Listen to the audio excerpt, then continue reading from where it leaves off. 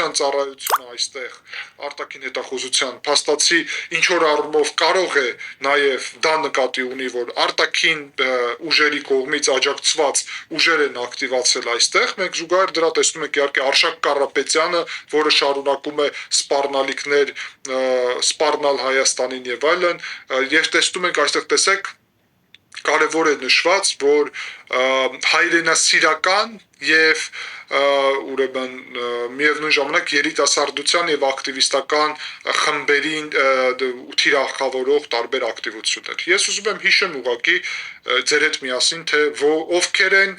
երիտասարդներին հայրենասիրության ուղղությամբ շատ այսպիսի գումարներ ծախսում եւ ջանքեր տրամադրում, եւ ես հիշում եմ գրեթե երկու այսպիսի մեծ կառույց, մեկը դա Հայ հեղափոխական դաշնակցությունն է, որը առհասարակ հայրենասիրության պրիվատիզացիա է կազմակերպել եւ եթե հայրենասեր ես միայն պետք է դաշնակ լինես, եթե դաշնակ ես միայն դու ես հայրենասեր, ինչը իմ պատկերացումով շատ մեծ հանցագործություն է, բայց ամեն դեպքում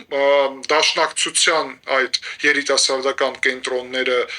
եւ այլն իմ պատկերացումով այս գնահատականի մեջ ամբողջությամբ ընկնում են, բայց նաեւ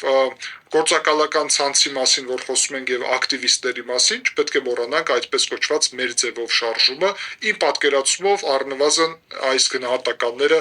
շատ լավ ուրեմն առնչվում են տրամաբանորեն այդ երկու կառույցի հետ եւ եթե զեկույցի այստեղ հատվածից կրկնեմ, ես եմ իրանց գնահատական տալի, որ այս երկու կառույցը դա օտարերկրյա գործակալական ցանց է, որը փորձում է իբրև տեղական ուրեմն այսպիսի գործունեության մթնոլորտ ձևավորի։